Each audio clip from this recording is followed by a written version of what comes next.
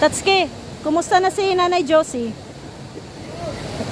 Okay naman. Okay na? Tulubran natin sa pamilya niya. Okay. Grabe ang sakripisyo mo. Saludo ako sa'yo, Tatsuki. Ibang vlogger yan, sinusukuan yan eh. Oo. Pero Dinala nyo pa pala sa ano, no? Sa Naga? private, hindi na namin. Private? Hindi na ng private. Public na namin. Hindi na kaya ang magkano ang nabayad mo doon sa ano? Sa Naga? Sa private, bayaran ko 15,000. 15. May PhilHealth naman siya. Tapos sa public, 26,000. Bakit ilang araw? Bakit mas mahal sa public? Kala ko libre na. Hindi, ang private kasi, isang araw lang yun. Pero Okay. yung mga tablitas, mga gamot. Nasa may labas. Tapos yung pag-stay, bayad yun. Oh. Pati pagsakay ng ambulance, may bayad. Pero kala ko sa public libre. Ha? Libre na. Sa public, walang bayad. Kasi ano yun eh. Ang sa public naman ang gagastusin mo yung mga gamot na sa labas kasi Yun bibilhin. ang bibilhin mo. Yun ang nakakamahal. Sa hospital, Sa hospital, walang bayad. walang bayad lalo na pag sa ward ka then may malasakit center. Sakit. Tapos, 'di ba Tagalabo si Nanay Josie? Pwede kang pumunta sa doon, local PhilHealth. Okay. Wala naman ang sakit. Oh? Health lang yung binayad doon. Hindi kayo pumunta sa malasakit? Hindi na. Hindi na. Health lang. Libre na ang Libre na. public hospital, libre na yung Libre mga na. may sakit. Pero grabe ang sa nakikita ko Tatsuki, siguro yung napapanood ko yung video mo, yung pag-aalaga mo since day one kay Nanay Josie, yung sinundo nyo doon talaga sa bahay niya tapos hanggang sa dinala nyo sa hospital. Ay, mahirap yun. Siguro nakikita ko Tatsuki, parang nakikita mo yung nanay mo kay Nanay Josie. Oo, nakita ko sa nanay ko. Kasi ang pagkakaalam ko, halos hindi mo din naalagaan yung nanay mo, no? Kaya yung mama ko. Nung nagkasakit kasi nandito ka sa diet that time. Pero yung mga gamot naman ng nanay ko, pagkain, provide. Provide. Pero yung iba din kasi yung physical na pag-aalaga, di ba? Ngayon, parang nakikita ko nga, siguro si Tatsuki, parang binuhos niya yung kanyang, kumbaga, yung dahil hindi mo nagawa sa nanay mo, kay Nanay Josie mo nagawa yung pag-aalaga. Kaya grabe, no? Hirap talaga, sakripisyo, effort mo doon, tiyaga. Kaya marami din na-appreciate yung ginawa natin. Oo. Nakakataba ng puso na yun. Na-appreciate yung ginawa mo, pagtulong na ni Josie. Oo. Kasi unang-una si Nanay Josie yung... Lampas 24 hours kami nagbabantay doon. Oh? So, Lampas 24 hours kami nagbabantay doon kay Nanay Josie. dalawa kayo ng asawa ni Maria, di ba? Mahirap yun, isa-isayin guys. Para kaming doon, kami yung nagiging pamilya. Oo. Kahit na may mga issue sa pamilya, pero hindi ka nagdadalawang isip na tumulong. Di ba? Kaya grabe. Grabe ang Kasi matagalan na yung samahan namin ni Nanay Josie. Oo. At saka, syempre, love team mo si Nanay Josie dati, di ba? Pinasa sa atin yung Kalinga Prab. Oo. Siyempre, obligasyon na natin yan eh. Pero pwede nung naalagaan sila. Tama. At hindi mo naman binigo si Kalingap Rab. Nakabay na nga po eh. Kaya daming sumusuporta sa ginawa mo talaga kay Nanay Josie. Daming sumuporta talaga. Lalo sa mga tumutulong kay Nanay Josie. Oo. Pero nakakalungkot kasi yung sakit ni Nanay Josie, na talaga. Ano palang sakit nun? May siya sa utak. May diferensya na siya, may pumutok na parang Ugat? Ay, dugo? May nag-blood clot? may blood clots gawa ng stroke siya. Naapektuhan niya utak niya. Oh? Kaya hindi na siya makapagsalita. Tapos yung niya, Tubig.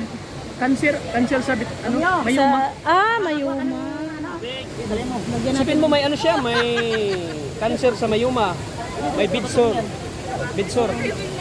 Diabetic ba siya? Diabetic siya. Grabe talaga, malala.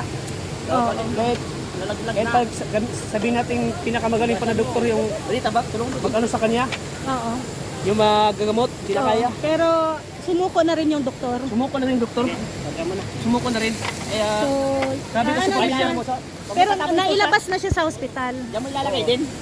kaya sabi ko sa pamilya, alam naman natin siguro yung sitwasyon ni mama nyo. tanggapin nila natin kung ano man ang mangyari. Parang ano na lang din, nire-ready. Oo, ready na. Siguro i-ready na yung sarili nyo kasi si mama mo ay siguro ay yung sakit niya nilalabanan na lang niya. Nilalabanan na lang. Gamot na lang. Gamot na lang nagpapaano doon. Ano na lang, sa mga anak, ipaparamdam na lang nila na mahal nila yung mama nila. Oo. No? Kasi unang-una, ang magulang, iisa lang yan. Oo. Di ba? Walang anak na kayang tiisin o di kayang tingnan Hindi. lang. Ang anak kayang tiisin ang magulang, pero ang magulang hindi kayang tiisin ang anak. Oo, yun. Tama yun. Pero sa panahon ngayon na syempre may sakit ang magulang, tayo anak, yung sukli natin ba, Oo, no? Ay ang pag-aalaga sa kanila. Yun. Habang buhay pa sila, ma-appreciate nila yung love, ma-feel nila yung gaano mo sila kamahal, ipaparamdam mo. 'Di ba? Kasi nasa huli ang lahat eh. Pero Maraming mga anak ngayon na nagsisisi na sinasabi sana kung buhay pa yung magulang ko, nanay ko, tatay ko, sana nabigay ko sa kanila ang ganito. Di ba? Daming ganun eh ng mga anak eh. kahit ako nga, kung ano man ang naging buhay ko yun, medyo mga buhay ko, sabi ko sa sarili ko, kung buhay pa yung nanay ko, lahat ng gusto niya, ibibigay ko eh. Di ba?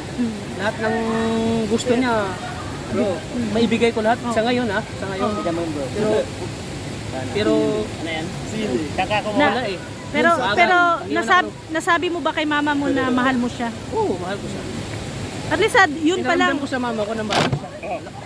Yun pa lang ano na yun. At saka, Malaking ano na yun nung kay nasa mama Mindanao mo. ko, nalagaan ko yung nanay ko. Nalagaan ko siya.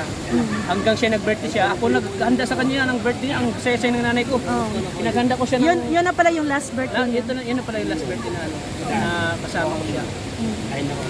Ang saya-saya ng nanay ko noon, nung nag-birthday siya. Lahat, handa ko. Diba umuwi ka nun? Oo, ako lahat naghanda doon eh. Ako lahat sumagot. Sabi ko na eh, ito para sa akin to birthday mo. Para maging masaya ka. So, kata, Diba? Kaya anong mapapayo mo sa mga anak ni Nanay Josie na ayan na nga. Ang may papayo ko lang sa anak na rin say sana wala namang plano. Habang buhay pa si mama nila, yan, bisitahin nila, Alagaan. Arla, sanay-sanay padaman nila yung pagmamahal bilang isang anak sa Arla, sanay-sanay ka. Kasi kasi wala tayo dito sa mundo, wala yung mama natin. tama. Kumbaga sila yung nagsakripisyo sa atin. nung Hindi maliit ka pa tayo. lumaki. Hindi tayo ka lalaki lumaki kung Kundi dahil lang walang sa magulang nanay. natin, walang nanay. Yun ang realidad yan eh. Kaya dapat suklihan natin ang yun. Pag-aalaga. So, ang sukli lang yung alaga lang. Kung pag-aalaga lang, simple lang yun eh. Walang bayad yun ha. Walang bayad yun. At least mapipilman lang ng Nanay. mama mo, ng nanay mo na hanggang sa walang hininga niya, Kakain na ay parang mag-feel niya, ay love pala ko na Love pala. pala. Tama ka talaga dyan, Tatsuki. Kaya yan no. Support nyo po si Tatsuki. At ano na po yan, paubos na ang yaman nito. Bihira ka riya. Joke lang. Wala mga kalingap. Ano na po? Siyempre nagsusumikap din tayo. Ay, hindi daw mauubos ang yaman. Nagsusumikap din tayo sa pagtulong. Yung Nanay Josie na talagang binuhos natin yung tulong natin para kay Nanay Josie. Tama. Para lang na-extend pa yung buhay niya. Ginagawa natin ang lahat para sa kanya. Yan. Ang mapapambuhay niya Nanay Josie. Salamat Tatsuki ha. O, sa ano mo, payo mo. Sana ay mapanood. Habang buhay pa yung mama niya, mahalin niyo. Yes. Alagaan niyo kasi yung mama natin ay Isa lang yan. Sa ano natin, sa buhay natin. Mm. Kung mawawala man sila, at least na madama mo yung pagmamahal sa kanya. Oo, tama. Iparanas nyo yung Paranas mo yung hindi nila naranasan, no? Kung anong wala noon, kung pwede nyo malang ibigay ngayon, ibigay na. habang buhay pa yung mga magulang. Tama. Kaya salamat Tatsuki ha. Kasi ang Panginoon ay nakatingin na sa atin. Kung ano yung ginagawa mo sa magulang mo na pagmamahal. Ganon din ang balang araw. Ganun din ang sukli na kumbaga pagpapala sa ng Panginoon. Kasi maging magulang tayo eh. No? Yung Mas maraming blessing ang ibibigay sa ni Lord. Pag ipadama mo yung pagmamahal sa magulang mo. tama. Lalo na sa mga bagay na hindi kayang amin ng mga magulang natin. Pero may ibigay mo, ay grabe yung siksik. Yung saya no, yung ngiti. Yung ngiti. Tama. Imagine na yung mama ko sa Mindanao, nabigyan ko siya ng pangangailangan niya. Ay grabe, mas grabe yung blessing na dumating sa buhay ko. Oo. Grabe.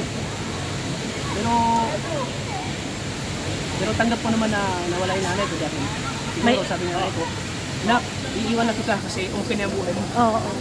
Kasi, Nung hindi ka pa okay, okay. nandito ako yung laging pinaka-supportive sa iyo sa mga pangarap mo. Napaka-supportive yung nanay ko sa pangarap ko. Lagi niya nakasuporta sa akin. Oo. Huwag ka lang susuko, alam ko matupad yung pangarap mo. Hindi ako nagkamali, natupad yung pangarap ko. Ano Hanggang sa lang, natupad na nga yung pangarap ko, nabago na yung buhay ko, yun, iniwan ako na sabi nga nila, makinig ka sa magulang mo kasi lahat ng payo ng magulang ay tama. Oo, Di ba? lahat ng bayan ng magulang ng tinatama. Kasi kasi may mga iba kasi na nagdi-disagree sa magulang. Kaya believe ako sa mga kabataan dyan na minahal nila yung mga magulang nila. Iyak na si tata. Iyak ka na. Ano na daw naalala niya si mama niya. Pero ayan, gabi si Tatsuki. Yan, support niyo po si Tatsuki. Ayan na. Sa mga nag-abot ng tulong na ni Juicy, maraming salamat po. Tulong niyo po sa akin, kay Kalingap Tata. Tuloy-tuloy lang Tuloy-tuloy lang. Tuloy-tuloy. At saka kay Nanay Josie, magdasal lang siya kay Lord. Di ba? Mag-ano lang. Pero hanggat buhay pa si Kasi- Nanay Juicy, yung tulong ko, tuloy-tuloy pa. Kasi kung baga, yung mga sakit na nararamdaman niya, matatapos din yan. At saka sabi ko sa sarili ko, bakit ganito naging sakit ni Nanay Josie? Bakit para siyang pinapasaharap? Ay, putik. Sabi ko, bakit siyang napaka-complicated, ang dami sakit niya. Ganon talaga yun. Pag, siyempre, nagkakaedad, tapos di ba, May diferensya. wala siya sa hindi stable yung kanyang isip. Tapos diabetic pa. Diabetic. May picture pa. Oo, ganun talaga. Tapos cancer dito sa Alalahanin mo yung mga matitino yung isip, di ba? Nung normal yung isip, nagkakasakit niya. How much more si Nanay Josie? Di ba? Hindi normal ang pag-iisip. Kasi ano naman talaga si Nanay Josie. Alam naman natin nung na-vlog ni Kalingap Rab yan, depression. May diferensya na sa akin. Sige, thank you. Salamat. Support natin, real arte mga Kalingap. Siyempre kay Kalingap Tata din.